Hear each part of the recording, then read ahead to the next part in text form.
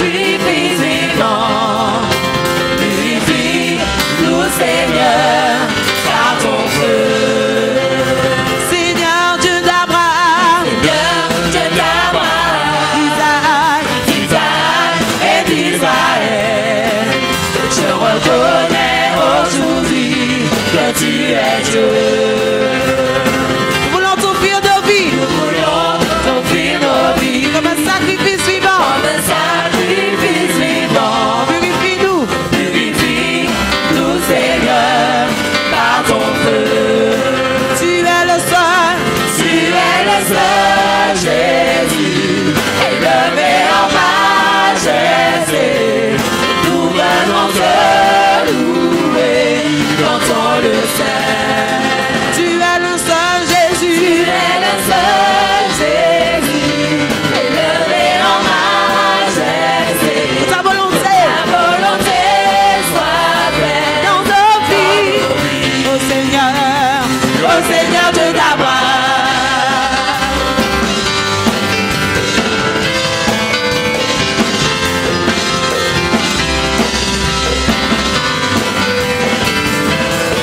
Seigneur, Seigneur, Dieu d'Abraham, Isaac, Isaac et d'Israël, je reconnais aujourd'hui que tu es Dieu. nous voulons t'offrir nos vies Nous voulons t'offrir nos vies comme un sacrifice vivant. comme un sacrifice vivant. Purifie, Purifie-nous, Seigneur, par ton feu. tu es le seul, Tu es le seul Jésus, élevé en majesté. Nous venons te louer dans ton le sein. tu es le seul, Tu es le seul Jésus, élevé en majesté. Que ta volonté soit faite dans nos vies. ô Seigneur, Au Seigneur de d'Abraham. Seigneur Dieu d'Abraham, Seigneur Dieu d'Abraham, Isaac, Isaac et d'Israël, je reconnais aujourd'hui je reconnais aujourd'hui que tu es Dieu. viens et remplis ce lieu, Et remplis ce lieu dans ta louange, dans ta louange, toi exalté. je reconnais, Aujourd'hui que tu es Dieu. tu es le seul, Tu es le seul Jésus, élevé en majesté. Nous venons te louer dans ton le sein. tu es le seul, Tu es le seul Jésus, élevé en majesté. Que ta volonté soit faite dans nos vies. ô Seigneur, Au Seigneur de d'Abraham.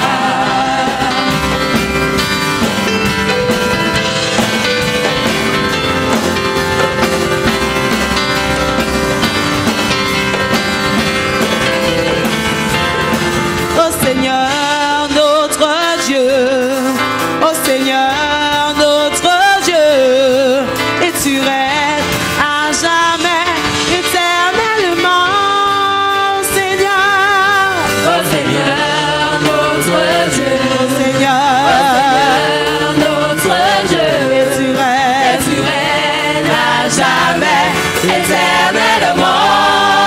ô Seigneur, Au Seigneur notre Dieu.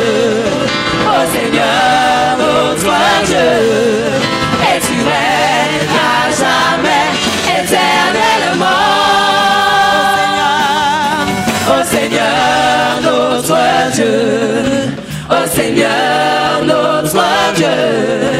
Et tu règnes à jamais, éternellement. ô Seigneur, Je veux vous entendre dans ce matin. Seigneur, et tu règnes, et tu règnes, Un peu plus fort. On reprend ça. ô Seigneur, ô Seigneur, tu règnes,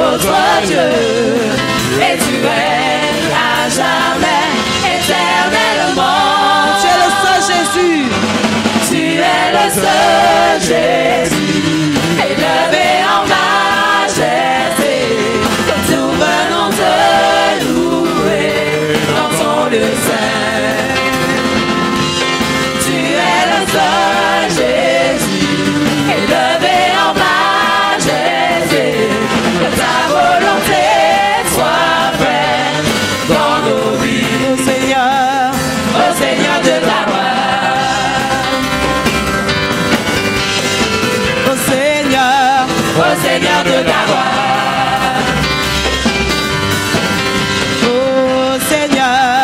Ô Seigneur de ta gloire. Ô Seigneur de ta gloire. Alléluia. Seigneur, ô Seigneur de ta gloire.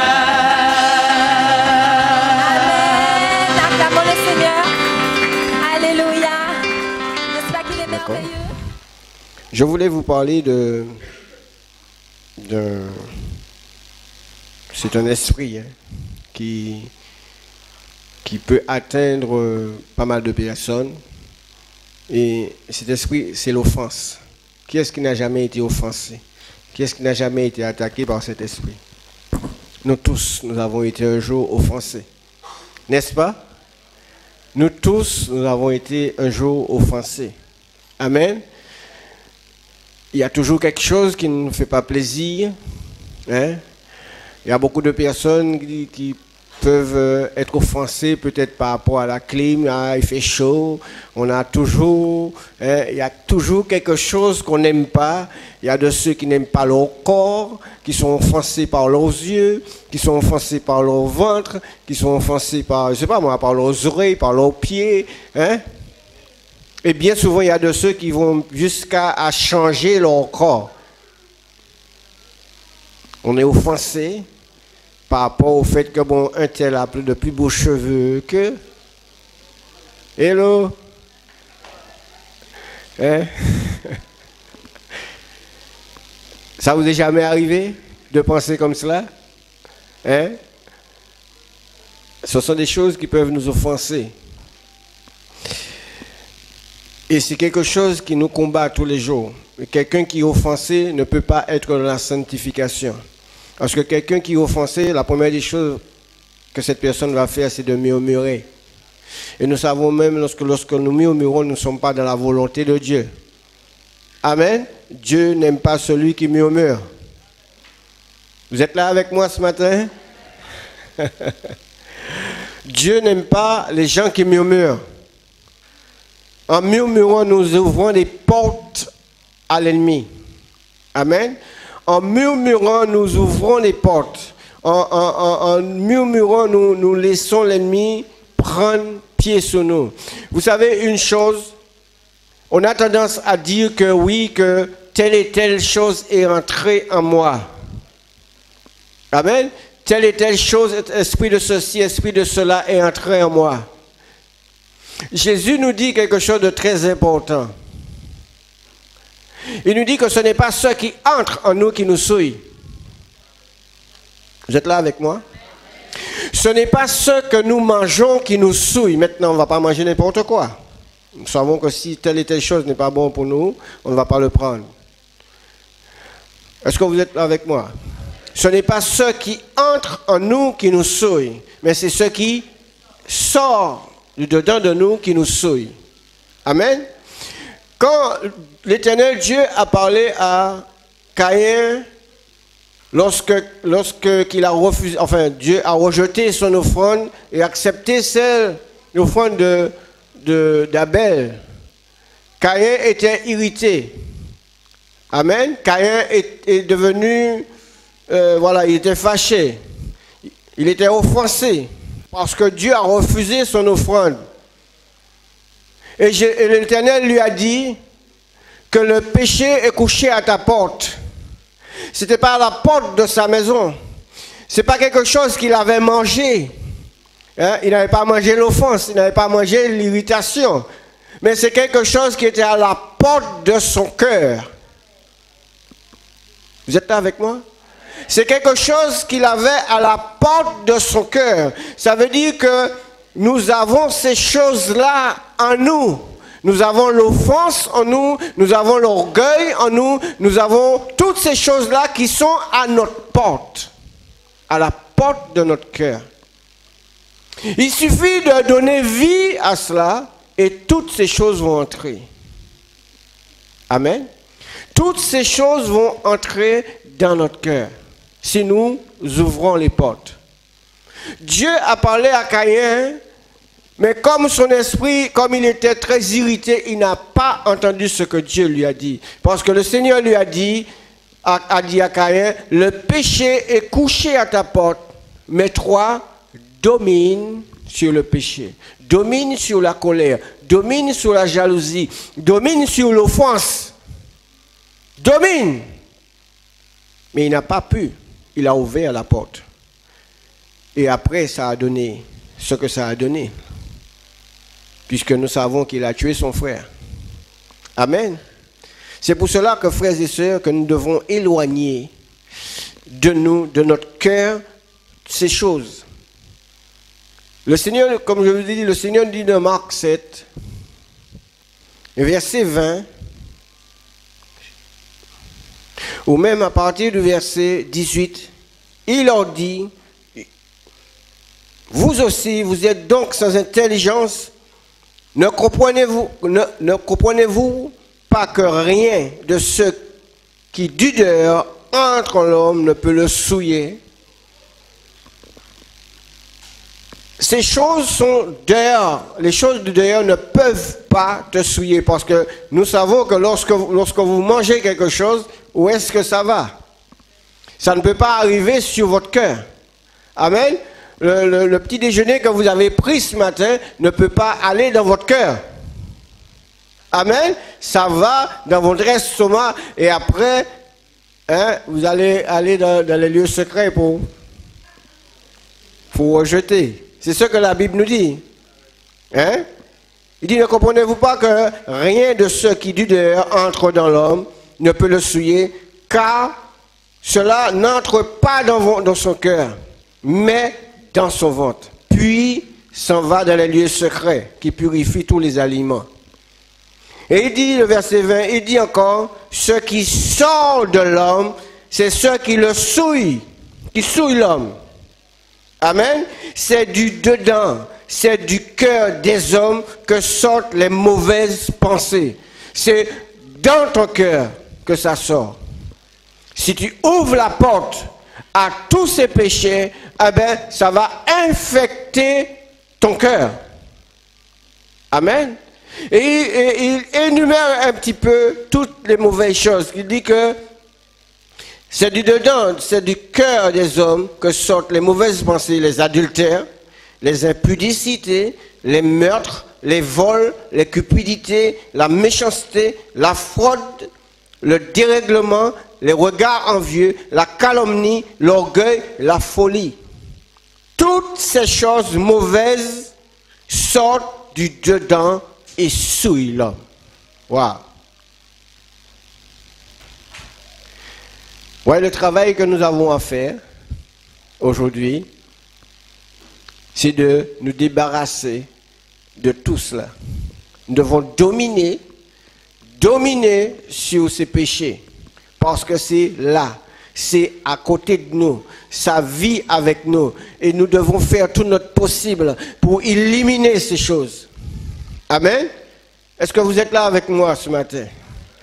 Je vous donne du travail ce matin. Je vous donne du travail ce matin, mais c'est bon pour nous. C'est ce qui va nous permettre d'avancer. Parce que si notre cœur est infecté, nous ne pouvons pas être sanctifiés. Nous ne pouvons pas être agréables à Dieu. Nous serons des enfants de Dieu irritables et irrités. Nous n'allons pas pouvoir grandir avec le Seigneur si nous avons gardé, si nous laissons ces choses nous dominer. Amen. Toutes ces choses sont en dedans de nous, qui sont là. Et ils attendent à un moment favorable pour entrer sur notre cœur. Amen. Et qui va nous offenser. 1 Corinthiens 10, verset 10. Nous allons voir ce que le Seigneur dit au travers de l'apôtre Paul. Il dit, ne murmurez point comme murmurèrent quelques-uns qui périrent par l'exterminateur. Alléluia. Nous regardons que, au travers de ce message, l'apôtre Paul, il établit clairement qu'on ne peut pas frères et sœurs. On ne peut pas réclamer les promesses de Dieu. Dieu nous a fait des promesses, mais on ne peut pas réclamer les promesses de Dieu sans une vie de séparation, sans une vie de sainteté, sans une vie de sanctification. Hein? Dieu nous a fait des promesses.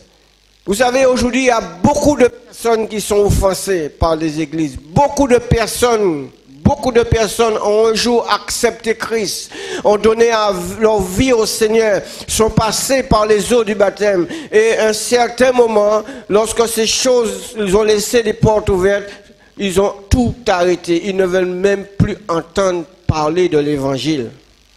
Ils sont retournés là où ils étaient. Nous, frères et sœurs, nous avons mis le pied à l'étrier, nous devons aller de l'avant. Nous ne devons pas laisser ces choses avoir avantage sur nous. Vous êtes là avec moi? Ils ont perdu leur joie. Ils ont perdu la protection même du Seigneur. Hein? Ils ont perdu, aujourd'hui, ces personnes ne prient plus parce qu'ils vous disent oui, mais... Elles vous disent oui maintenant, ah ouais, c'est pas la peine que je prie, ça ne sert à rien. Pourquoi? Parce que ces personnes ont été infectées par ces péchés. Ils ont laissé le péché dominer sur leur vie. Ils ont été offensés. Vous savez, on aurait pu être offensé. J'aurais pu être offensé quand j'ai connu Christ. Il n'y a pas ce que je n'ai pas entendu. Et je crois que vous êtes passé par là aussi. Lorsqu'on se donne au Seigneur, on devient ennemi de notre famille. Et si nous ne sommes pas debout vraiment, si nous n'avons pas vraiment compris la parole de Dieu, on laisse tout tomber. Pour l'amour de notre famille, pour l'amour de notre ami, de nos amis, on laisse tout tomber. Parce qu'on se dit, mais voilà, bon, toute ma famille m'a lâché. Tous mes amis m'ont lâché. Je suis seul. Mais en réalité, tu n'es pas seul. Parce que tu as le Seigneur avec toi. Tu as le plus fort avec toi. Nous allons entendre des choses, vous allez entendre des choses, ils vont vous dire que vous êtes dans une secte, ils vont vous dire de toutes sortes de choses. Qu'est-ce que je n'ai pas entendu? On m'a même dit c'est parce que je faisais comme de la sorcellerie que j'ai été me cacher derrière l'évangile. Qu'est-ce qu'on ne va pas entendre? Mais je sais en qui j'ai cru. Je bénis le Seigneur. Parce que vous savez, Dieu va vous tester. Dieu nous teste pour voir si nous avons la foi, pour voir où est-ce que nous sommes, à quel niveau nous sommes avec lui. Il va nous tester. Comme je disais à quelqu'un, il va nous lâcher. Il va nous lâcher pour voir qu'est-ce que nous faisons, à quel point nous sommes. Il va vous lâcher. Et à ce moment-là, vous allez vous sentir offensé. Vous dites, mais Seigneur, mais qu'est-ce que j'ai fait? Mais pourquoi est-ce que tu me lâches? Hein? Je prie, rien ne se passe. Dieu veut te tester pour voir qu'est-ce que tu fais. Alléluia. Mais pourquoi qu'il n'est pas là? Dieu nous a dit qu'il va nous accompagner, qu'il sera avec nous tous les jours de notre vie. Tous les jours de notre vie. Il ne va pas nous abandonner. Amen. Il ne va pas nous abandonner. Beaucoup de personnes ont perdu cette présence paternelle de Dieu parce qu'il est notre Père. Et nous devons nous confier tous les jours à lui, même si nous n'entendons pas sa voix, même si nous voyons le contraire. Dieu nous permet de voir le contraire pour voir qu'est-ce que nous faisons. Hein? Tu pries, tu veux que ton mari se donne. Et tu pries, tu vois le contraire. C'est à un moment là qu'il a bombardé. Maintenant, continue à prier. Ne te décourage pas. Continue à prier, tu vas voir la gloire de Dieu. Il y a des choses qu'on n'arrive pas à comprendre, on se pose des questions. Mais Seigneur, mais qu'est-ce que j'ai fait? Mais je prie. Seigneur, je lis ta parole. Je suis à l'église tous les jours. Je donne ma dîme. Je donne ceci. Je fais tout. Seigneur, mais je ne vois rien. Et on a tendance à se relâcher. Le peuple d'Israël, c'était pareil. Alléluia. Nous allons parler de cela tout à l'heure. Vous voyez, comme je vous ai dit tout à l'heure, dans le Corinthiens 10, le Seigneur nous demande de ne pas murmurer. Parce qu'il y a un jugement. Le peuple d'Israël a passé son temps à murmurer. Ils ont même un certain moment à lapider Moïse, comme si c'est Moïse qui était l'auteur de tout cela. Je les comprends. Mais vous savez une chose, nous ne devons pas murmurer. Nous devons laisser le Seigneur faire. Même si nous ne comprenons pas, le Seigneur avait la possibilité de faire passer ces hommes sortir d'Égypte et de traverser, entrer en Israël. Mais le Seigneur a voulu faire passer ce peuple à l'épreuve. Le Seigneur voulait les tester pour voir si vraiment ils avaient cru. Il voulait leur faire voir, comprendre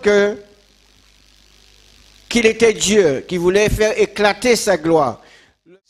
Arrivé devant la mer Rouge, c'était la première fois que le peuple d'Israël a commencé à murmurer. Il a dit, mais pourquoi est-ce que tu nous as fait venir ici? On aurait pu rester, on aurait pu mourir en Égypte. Et pourquoi tu nous as fait venir ici? Et le Seigneur leur a fait voir sa gloire. Il a dit à Moïse de lever ton bâton pour que le peuple d'Israël puisse traverser la mer Rouge. Et vous savez, je faisais des recherches. Il était dit qu'il y avait plus de 2 km de large pour que le peuple d'Israël puisse traverser la mer. Plus de 2 km pour que tout le peuple d'Israël puisse passer la mer. Et la Bible nous dit qu'ils ont traversé la mer, que leurs pieds n'étaient pas mouillés. Alléluia. Vous voyez la gloire de Dieu. Et lorsqu'ils ont traversé cette mer, ils ont vu comment est-ce que le Seigneur a anéanti les Égyptiens. Qu'est-ce qu'ils ont fait? Ils ont chanté un cantique à l'Éternel. Ils étaient contents parce qu'ils avaient vu la gloire de Dieu. Ils avaient vu la main du Seigneur. Amen. Bien souvent, nous nous trouvons dans certaines difficultés. Amen. Et nous voyons tout de suite que le Seigneur agit et que bon, tout se passe bien. Comment est-ce qu'on est? Ah, vous avez oublié, vous avez manqué. Vous avez manqué l'occasion de dire Alléluia. On est content parce que nous voyons la gloire de Dieu. Amen. On se dit oui, mais le Seigneur a béni. Mais quelques jours plus tard, après avoir passé la mer Rouge, ils se sont trouvés ailleurs. Le Seigneur leur a dit voilà, je vais vous éprouver à nouveau. Je disais donc que les cancans, les murmures, vous savez, lorsqu'on est offensé, je vous parle sincèrement, lorsqu'on nous sommes offensés, on murmure, mais on provoque des cancans aussi. Amen.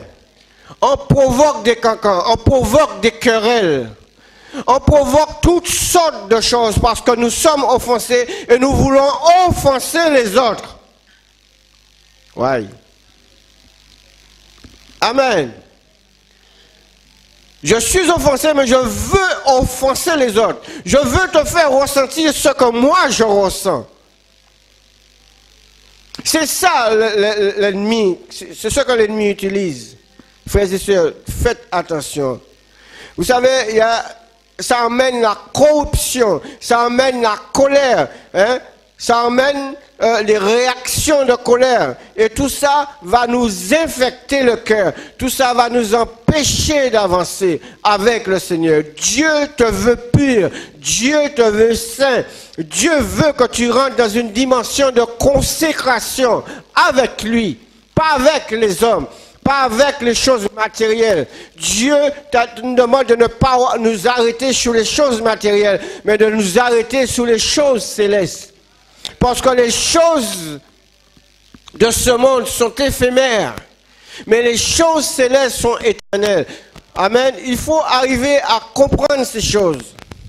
Alléluia. Le Seigneur veut aujourd'hui que son peuple, le peuple des derniers temps, le peuple de la nouvelle alliance, parce que nous sommes la nouvelle alliance, le Seigneur veut un changement complet de notre vie. Un changement complet de notre comportement, de notre manière de vivre, de parler, de tout faire, quoi. Il est important pour vous et moi de comprendre cela. Alléluia.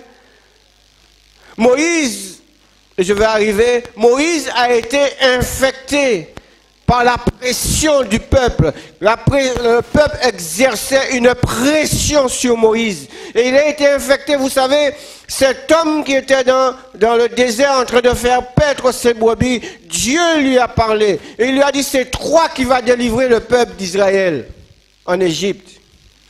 Et il ne voulait pas aller. Et Dieu s'est enflammé de colère contre lui pour qu'il puisse aller.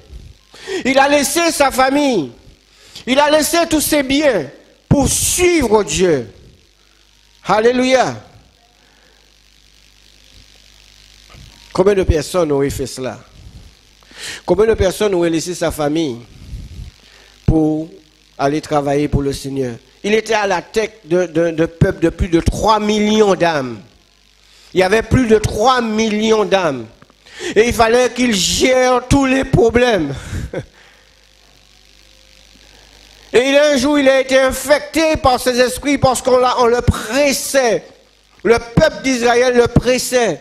Tellement que le Seigneur lui avait dit, voilà, de parler au rocher, mais sous la pression du peuple, il a frappé le rocher. Et c'est là que par rapport à cela, qu'il n'a pas pu entrer en Canaan. Il n'a pas pu entrer dans le pays promis. Parce qu'il s'est laissé, à un certain moment, comme il dit, il regardait au Seigneur.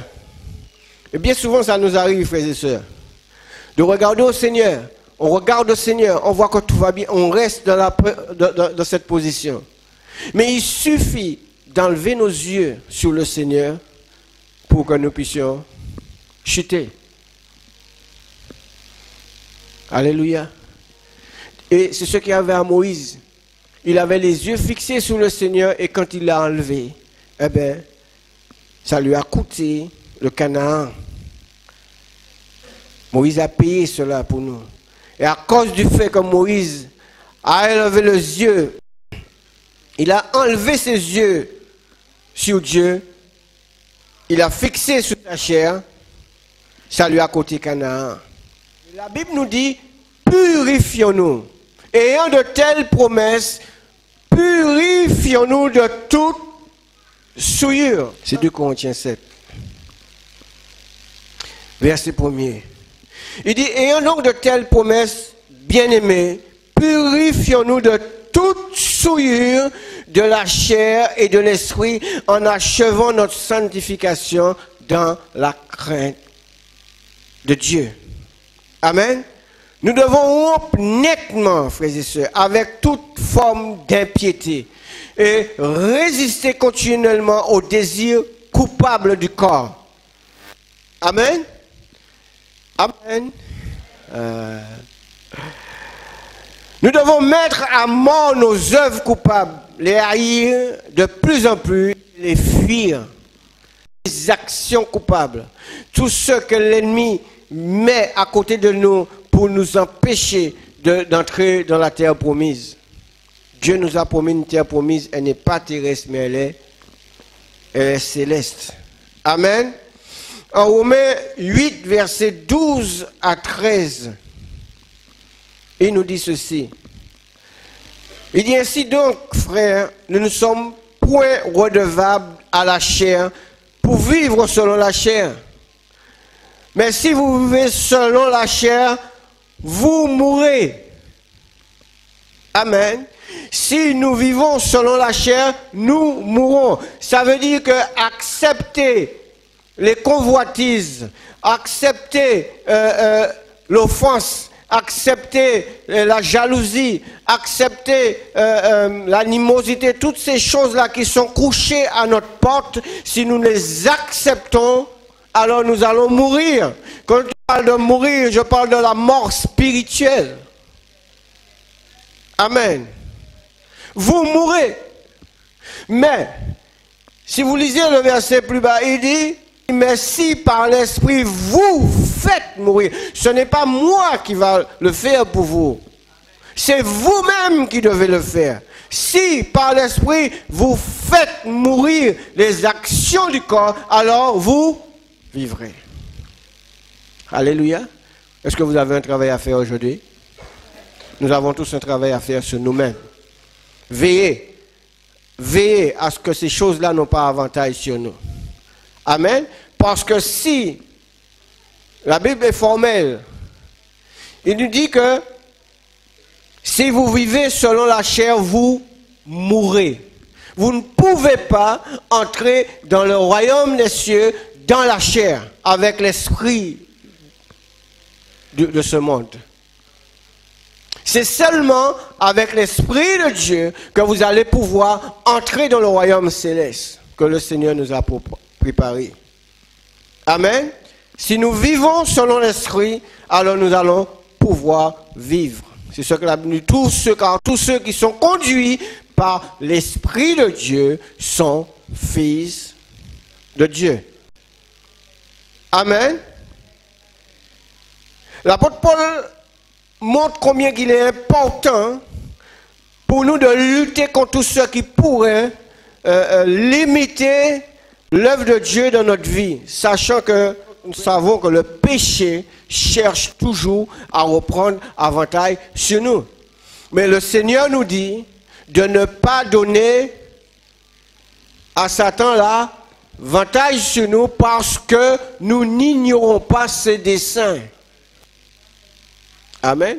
Nous ne devons pas donner à la chair avantage sur nous parce que nous n'ignorons pas ses desseins, parce que nous savons où est-ce que la chair peut nous conduire. Quand je parle de la chair, je ne parle pas de ça, de notre enveloppe. Hein. Je parle de notre moi, de notre je, hein, voilà, de ce qui entoure notre cœur, je veux dire. Parce qu'il y a des portes dans notre cœur. Amen. Où l'ennemi va utiliser des choses pour que les portes puissent s'ouvrir et infecter notre cœur. Alléluia. C'est important ce que je vous dis. Nous sommes appelés à vivre selon l'esprit. Notre marche avec Dieu va changer. Amen. Et nous devons compter sur le Seigneur. Et là, aujourd'hui, nous devons aller à Horeb. Nous devons aller à Horeb. Nous devons aller au Sinaï maintenant. Combien de fois, frères et sœurs, nous murmurons dans une journée? Combien de fois nous murmurons dans une journée?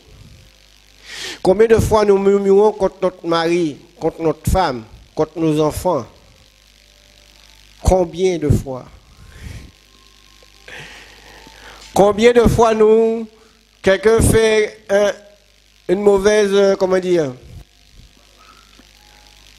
un mauvais croisement, où on nous double d'une manière, voilà, et bien souvent, hein, boum, si on n'est pas conduit par l'esprit, alors il y a quelque chose qui va sortir de notre bouche. On est offensé parce que la personne nous a doublé à droite. On est offensé parce que la personne a freiné trop brusquement devant nous. Oh.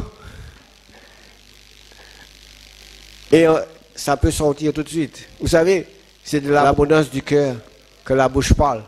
Waouh. Si nous ne sommes pas recouverts de la puissance de Dieu, eh bien, il y a des noms d'oiseaux qui vont sortir. On est offensé et on a envie de pousser la voiture, de piler l'accélérateur pour trouver cette personne, pour lui dire les 4 vérités. Non. Calmez-vous. Laissez la colère agir. Alléluia. Le peuple d'Israël, quand je dis qu'ils sont arrivés à Mara, et ils ont commencé à murmurer parce que l'eau était salée. Et le Seigneur a dit à Moïse ou à Aaron de prendre un bâton et de lâcher dans l'eau afin qu'elle devienne pure. Et pourtant, ce peuple venait de glorifier Dieu. Ce peuple venait de faire un cantique à l'Éternel. Alléluia. Ils ont chanté à l'Éternel. Ils ont dit oui, voilà comment le Seigneur a détruit les phares de Pharaon, ils ont tué les Égyptiens, tout et tout. Ils ont chanté un cantique. Et 3 jours plus tard, c'est ces mêmes personnes, parce que la Bible nous dit qu'ils sont sortis lorsqu'ils ont traversé la mer Rouge, ils ont fait 3 jours de marche pour arriver à Mara. Vous voyez que ces hommes étaient vraiment, ils ne croyaient pas en Dieu. Ils ne croyaient pas en Dieu. Ils pensaient qu'à leur ventre. Ils pensaient qu'à leur boire et manger. Aujourd'hui, il y en a beaucoup qui sont comme ça. On est enfant de Dieu, mais on pense qu'à manger et boire. Lorsqu'on parle de faire un jeûne, nous malades, nous ne pouvons pas s'en parler. Et ce peuple-là aimait ces choses. Ils aimaient manger. Donc vous savez, la Bible nous dit que le royaume de Dieu n'est pas le boire et manger. Amen. Je suis entré dans quelque chose là que je ne devais pas entrer. Mais bon, le peuple d'Israël murmurait contre Dieu et Moïse pour la 3e fois, malgré tout ce que Dieu avait fait pour eux. Ils oubliaient vite sa bonté, ils oubliaient la sagesse, ils ont oublié sa volonté pour leur vie. Et nous regardons que même l'apôtre Paul nous avertit encore. Hein, dans 1 Corinthiens, nous avons 1 Corinthiens 10 qu'on a vu tout à l'heure. Lorsque les problèmes surgissent, au lieu d'accuser Dieu, au lieu d'accuser le pasteur, au lieu d'accuser le prédicateur, qu'est-ce que vous avez à faire? Bien souvent, on dit que le pasteur ne sait pas prier. Il a mal prié pour moi. S'il avait bien prié, tout allait bien se passer. Considérez que c'est pasteur qui a fait un bagaille. Vous êtes là avec moi? Ce que je vous dis là, c'est la vérité, je ne l'ai pas inventé. Et si le pasteur avait plus d'onction,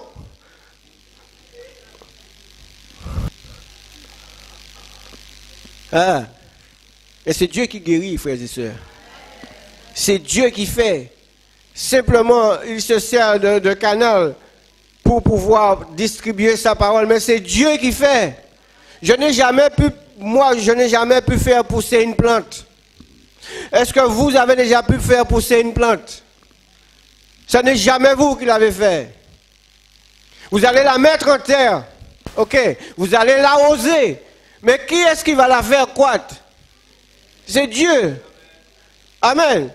Quand votre enfant, vous avez semé pour avoir un enfant. Amen. Hein, vous avez semé dans le ventre de la mère. D'accord. Mais qui est-ce qui lui donne vie? Tu peux bien semer pendant 10 années et puis rien ne se fait. C'est Dieu qui met le souffle de vie. Et c'est Dieu qui va permettre à cet enfant de grandir dans le ventre de sa mère, arriver à terme pour voir le jour. Amen. Eh bien, c'est de la même manière que Dieu nous sert. Voilà, il nous sert pour porter la parole, mais c'est lui. Il nous sert pour prier pour des gens, mais c'est lui qui guérit. Ce n'est pas un homme. Ça, ce n'est pas nous qui faisons ces choses. C'est pour cela qu'il ne faut pas donner gloire à un homme. Béni soit l'Éternel. Quand nous murmurons, nous attirons la malédiction sur nous. Quand nous murmurons, nous attirons la malédiction sur nous. Amen. Nous empêchons la gloire de Dieu de se manifester. Nous empêchons le Seigneur d'agir. Amen. Nous entrons dans une dimension d'infidélité. Amen. Le peuple d'Israël était dans une dimension d'infidélité. Hein? Il ne voulait pas croire que c'était Dieu même qui les testait. Amen. Dieu testait le peuple d'Israël. Et s'il l'a fait pour le peuple d'Israël, il le fera pour nous aussi. Il va nous tester. Amen. Que ce soit sur le plan financier, que ce soit peut-être même dans la maladie, il le fera pour voir qu'est-ce que vous faites. Est-ce que vous continuez à lui faire confiance ou est-ce que vous retournez en arrière? Il va vous tester. Amen. Toutes les choses que vous aimez, eh bien, il va le prendre. Toutes les belles choses que vous aimez, alors il va le prendre. Il va vous tester sur cela. Alléluia. On aime des beaux vêtements. avec les belles marques dessus. Mais à un certain moment, le Seigneur te dit de lâcher ces choses. Et c'est pareil, quand Dieu veut te changer, il va prendre les choses que tu aimes. Est-ce que vous êtes prêts à laisser ce que vous aimez pour le Seigneur? Alléluia. Et c'est ce que le Seigneur voulait montrer au peuple d'Israël. Le Seigneur voulait que le peuple d'Israël puisse avoir confiance en lui, puisse lâcher tout. Vous voyez comment est-ce qu'ils ont murmuré, ils disent oui, même lorsque nous étions, même si nous étions sous la domination de Pharaon, même lorsque nous prenions des coups, mais on avait à boire et à manger. Nous pas de cas souffrir. De ce côté-là, il ne souffrait pas. Mais le Seigneur a voulu qu'il laisse toutes ces choses-là pour le suivre. Exode 17, versets 1 à 7. Toute l'assemblée d'Israël partit du désert de Sim selon les marches que l'Éternel leur avait ordonnées. Ils campèrent à Réphidim, où le peuple ne trouva point d'eau à boire. Alors le peuple chercha querelle à Moïse et il dit, donnez-nous de l'eau à boire. Moïse leur répondit, mais pourquoi me cherchez-vous querelle? Pourquoi tentez-vous l'Éternel? Amen. C'est pas Moïse qui était l'auteur de tout cela. C'est Dieu qui a voulu tester le peuple. Mais, étant donné qu'ils étaient dans une dimension charnelle, ils ont vu que c'est Moïse qui les a fait sortir du désert. Ils n'ont pas cru que c'était Dieu lui-même qui avait fait cela. Et ils s'en ont pris à Moïse pour dire, Moïse, donne-nous de l'eau. Et Moïse leur dit, mais pourquoi? Pourquoi cherchez-vous querelle? Pourquoi tentez-vous l'Éternel? Et le peuple était là pressé par la soif et murmurait contre Moïse. Il disait, mais pourquoi nous a tout fait monter hors d'Égypte pour nous faire mourir de soif avec mes enfants et mes troupeaux? Et c'est là que Moïse était obligé de crier à l'Éternel en disant, que ferais-je à ce peuple encore un peu, il me lapidait. Il voulait même tuer Moïse parce que c'est à cause de Moïse. C'est à cause du pasteur si je suis comme cela. C'est à cause du pasteur si j'ai perdu mon travail. C'est à cause du pasteur si je suis malade. Il y a trop d'évangiles. On pose toutes sortes de problèmes. On murmure. Vous savez, les pasteurs ont de bon dos. Heureusement que mon dos est large. Que j'arrive à supporter un petit peu les contre-coups. Et Moïse, il était pressé par ce peuple.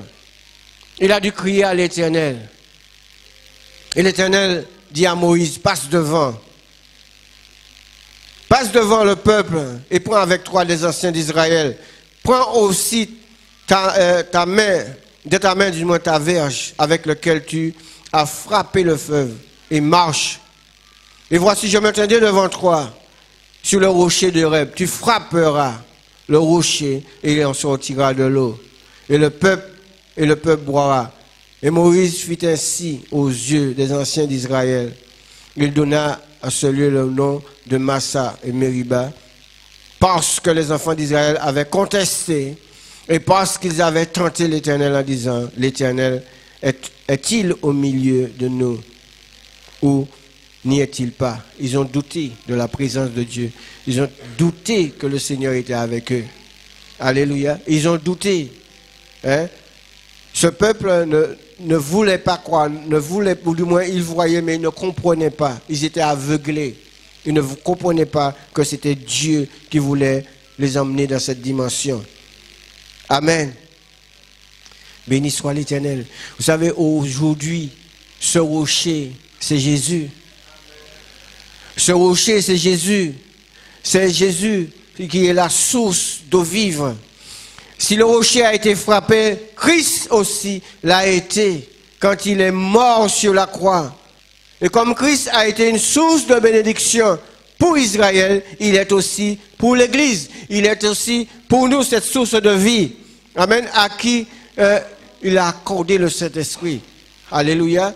Aujourd'hui, frères et sœurs, enlevez ces esprits en vous. C'est vous-même qui devez le faire. Ce n'est pas quelqu'un qui va le faire pour vous. C'est vous-même. La Bible nous dit, car si vous faites mourir ces esprits-là, vous allez vivre. Parce qu'il y a une bénédiction si vous le faites. Amen. Dans le verset 5 de 1 Corinthiens 10, comme je vous ai dit tout à l'heure, lorsque nous murmurons, nous attirons la colère de Dieu sur nous. Dieu nous a rachetés pour que nous participions à la grâce divine. Mais si nous murmurons, nous pouvons être rejetés par le Seigneur. Amen. Par suite de mauvaise conduite. Et c'est un avertissement que Dieu nous donne au travers de l'apôtre Paul. Le verset 5 nous dit qu'ils périrent dans le désert. Ils périrent dans le désert. Le peuple d'Israël avait expérimenté la grâce de Dieu lors de l'Exode. Ils avaient été délivrés de l'esclavage. Ils ont été baptisés parce que vous savez, lorsqu'ils sont passés dans la mer, c'est comme si c'était un baptême. Ils ont été baptisés divinement. Soutenus dans le désert. Ils avaient vécu une communion étroite avec Christ. Mais en dépit de ces bénédictions spirituelles, ils avaient cessé de plaire à Dieu, qui a fini par les détruire dans le désert. Leur statut de peuple de Dieu a été retiré et n'ont pas réussi à atteindre la terre promise. Frères et sœurs, sachez une chose, que si nous sommes comme le peuple d'Israël, nous n'allons pas pouvoir hériter le royaume de Dieu. Amen. Nous n'allons pas pouvoir hériter le royaume de Dieu. Nous n'allons pas pouvoir voir la gloire de Dieu. Il est important pour vous et moi. La Bible nous dit que ces choses ont été inscrites pour notre instruction. 1 Corinthiens 10. On va la lire à partir du verset 1er. C'est un avertissement. C'est un avertissement pour le peuple d'Israël. Mais c'est un avertissement pour chacun de vous. Pour vous et moi. Qu'est-ce que la Bible dit, frère? Je ne veux pas que vous ignorez que nos pères ont été tous sous la nuée, qu'ils ont passé à travers de la mer, qu'ils ont été baptisés en Moïse dans la nuée et dans la mer, qu'ils ont tous mangé le même aliment spirituel et qu'ils ont tous bu le même breuvage spirituel, car ils buvaient à un rocher spirituel qui les suivait, et ce rocher était Christ. Vous voyez que je ne vous ai rien menti. Je ne vous ai pas menti pour vous. Vous voyez? Mais la plupart d'entre eux ne furent point agréables à Dieu, puisqu'ils périrent dans le désert. Le verset 6, c'est un avertissement que Dieu nous donne. Or, ces choses sont arrivées pour nous servir d'exemple, afin que nous n'ayons pas de mauvais désirs comme ils en ont eu. Ça veut dire que ces choses ne doivent pas nous arriver. Ça veut dire que le peuple d'Israël a murmuré, enfants de Dieu, nous ne devons pas murmurer. Le peuple de Dieu était offensé, nous ne devons pas offenser, nous devons bannir ces choses. Amen. Et l'apôtre Paul continue encore. Il dit, ne devenez point idolâtres, comme quelques-uns d'eux. Selon qu'il est écrit, le peuple s'assit pour manger et pour boire, puis ils se levèrent pour se divertir. Ça, c'était au moment où le peuple, Moïse était monté pour recevoir les tablettes, les commandements sur le mont Sinaï. Béni soit l'Éternel. Il dit, ne nous livrons point à l'impudicité. Et on comprend que c'est là où le peuple d'Israël a commencé à se divertir. Ils ont bu, ils ont mangé. Il y a de ceux qui étaient ivres, il y avait de ceux qui avaient l'impudicité. Il y avait toutes sortes de bêtises qui se faisaient. Et c'est là que le carnaval a commencé aussi. Amen. Il dit, ne nous livrons point à l'impudicité comme quelques-uns de s'y livrèrent, de sorte qu'il en tomba 23 000 en un seul jour. La colère de Dieu est descendue et a détruit 23 000 personnes. Amen. Ne tentons point le Seigneur comme le tentèrent quelques-uns d'eux qui périrent par les serpents. Verset 10, ne murmurez point comme quelques-uns d'eux qui périrent par l'exterminateur. Et le verset 11 nous dit, ces choses sont arrivées pour nous servir d'exemple. Amen. Ces choses sont faites là pour nous servir, pour que nous ne puissions pas faire la même bêtise que le peuple d'Israël a fait. Amen. Il ne faut pas dire, oui, mais parce que le peuple d'Israël a fait ça, moi je peux le faire aussi. Dieu va. Non, ça, la parole est là pour nous convaincre de péché, de justice et de jugement. Amen. Il y a de ceux qui disent, oui, mais comment il s'appelle? Salomon a eu 1000 femmes, mon père ni des 3. Non!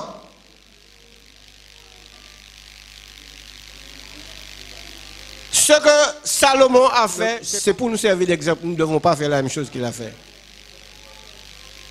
Alléluia. Il dit que cela a été écrit pour notre instruction.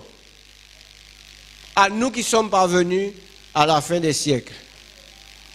Nous sommes les gens des derniers temps. Donc cela nous intéresse. C'est pour vous et moi. Amen. Nous devons faire tout notre possible pour ne pas être comme le peuple d'Israël. Et bien souvent ça nous arrive, frères et sœurs, d'être comme cela. Nous murmurons pour peu de choses. La moindre petite chose, au lieu d'être positif, on est négatif. On pense toujours au mal. On voit quelqu'un arriver, boum, il nous a tiré ses veilles dehors. On pense toujours au mal. Et s'il le faut après, lorsqu'on a vu le contraire, on va dire, bon, ben ok. Mais pour ben, nous, c'est côté. Non, nous sommes des enfants de Dieu. Et nous devons voir la bonté de Dieu dans chaque être humain, dans chaque personne qui rentre en ce lieu. Amen.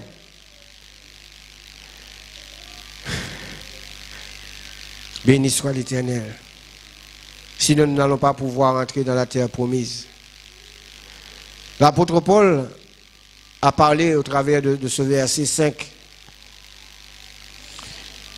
Le raisonnement de l'apôtre Paul était celui-ci.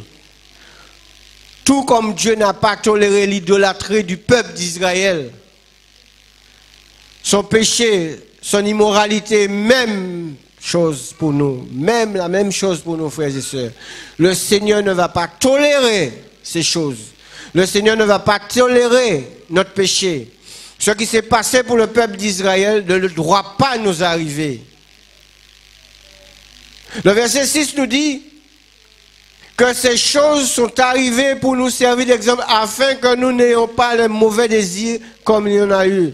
Le terrible jugement de Dieu sur les Israélites désobéissants sert d'exemple aux croyants, vous avez dit à nous-mêmes de la nouvelle alliance. Il nous avertit de ne pas rechercher les mauvaises choses. Amen. L'apôtre Paul nous avertit que si nous répétons l'infidélité du peuple d'Israël, nous subirons aussi le même jugement qu'ils ont subi. Amen. Ça veut dire que nous ne croyons pas dans la terre céleste que Dieu nous a promis. Amen. Nous disons tout le temps, oui, le Seigneur nous a préparé une place. Il nous a dit, voilà, je m'en vais, je vais vous te préparer une place et je reviendrai te chercher afin que là où je suis, vous y soyez aussi. C'est vrai qu'il a dit cela. Mais si nous sommes dans la dimension du peuple d'Israël, nous ne pourrons pas voir ces choses, frères et sœurs. Je veux vous dire ça ce matin. Dieu nous aime. Amen. Il a déjà tout fait pour nous. Il a déjà tout fait pour nous. Je pense qu'il n'a plus rien à faire encore. C'est nous qui avons un travail à faire sur nous. Nous avons un travail à faire sur nous. Vous avez un travail à faire sur vous. Changer de mentalité, changer de comportement, changer de manière de vivre. Amen. Effacer. Comme je vous l'ai dit au début, la Bible nous dit que l'Éternel a dit à Caïn que le péché est couché à ta porte. Amen. Je veux te dire que le péché est couché, L'offense est couchée à ta porte. La médisance est couchée à ta porte. La méchanceté est couchée à ta porte. Hein? L'impudicité est couchée à ta porte. Mais tu dois dominer sur cela ce matin. Tu dois dominer sur le murmure. Tu dois dominer sur la critique. Tu dois dominer sur tous ces péchés-là.